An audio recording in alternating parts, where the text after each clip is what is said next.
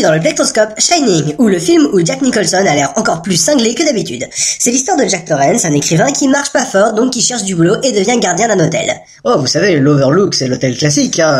Je vois. Cuisine, une chaudière. Oui, normal. Un gardien, un labyrinthe. D'accord, oui, très bien. Le dernier gardien a tué ses filles et s'est suicidé. Oui, l'hôtel classique. Les ascenseurs ont leurs règles une fois par mois. D'accord, bon bah écoutez, parfait pour moi. D'accord, bon bah le job est à vous. Merci beaucoup. Et pourquoi ça se passerait mal? Il emménage donc avec sa femme Wendy et son fils Danny dans l'hôtel Overlook où tout le personnel se casse, sauf un vieux chef cuisinier qui ressent que Danny a le Shining. Petit, tu as le Shining. Mais surtout, me demande pas ce que c'est. C'est quoi?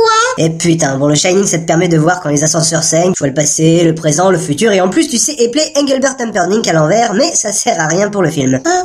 Et c'est cool? Bah théoriquement ouais, mais dans le film tu vas en chier. La neige commence à monter, l'Overlook est coupé du monde extérieur, Jack est super concentré sur son bouquin, donc dès qu'on l'emmerde un peu, il prend la mouche. Dis Jack, il paraît qu'il va neiger aujourd'hui. Ah ouais? Bah je m'en fous. Et je nous fais de la pizza ce soir pour dîner. Ta gueule, poufias. Et Danny est couvert de bleu, tu saurais pas d'où ça peut venir? Tu dis que c'est moi qui lui ai fait ça? Bah non, mais on est que 3 dans l'hôtel et c'est pas moi alors... Mais je vais te bifler la gueule, salope. Jack est donc outré par les accusations de Wendy. En effet, Danny s'est fait frapper par un fantôme dans la chambre 237 de l'hôtel où on lui avait formellement dit de ne pas aller, ce qu'il a d'ailleurs transformé en Pokémon. Redrum est un Pokémon blond qui parle à son doigt. Autant dire qu'il est un peu con.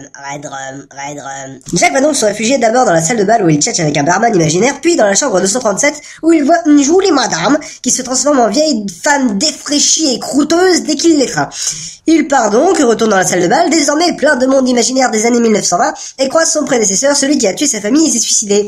Salut Gandhi. Salut Jack, comment ça va? Oh tu sais, rien que le fait que ce soit une hallucination qui me demande ça devrait te répondre, hein. Non puis je sais pas, ça va pas avec ma famille, Bah fais comme moi, c'est-à-dire plante-leur une hache dans la gueule. La hache dans la gueule, la réponse à tous vos problèmes. Pendant ce temps, Wendy réalise que Jack n'écrit pas du tout une pièce, mais la même phrase des centaines de fois.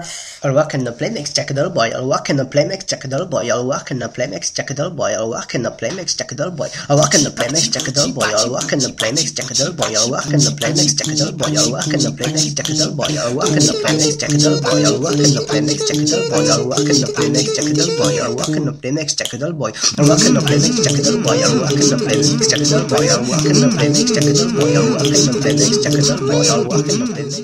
Effrayée, elle se saisit d'une batte, Jack la retrouve et est un peu énervée. Mais rassure-toi chérie, je ne te veux pas de mal. T'approches pas de moi. Je veux juste te planter une hache dans la gueule. Reste tué. Allez, sois gentil, donne-moi la batte que je te la garde dans le cul.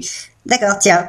Poum. Seulement, assommer Jack n'aide en rien Wendy qui ne peut s'échapper à cause de la neige. Elle retourne voir son fils Danny qui écrit le mot Redrum partout et on se rend compte à l'envers que ça fait murder, meurtre en anglais.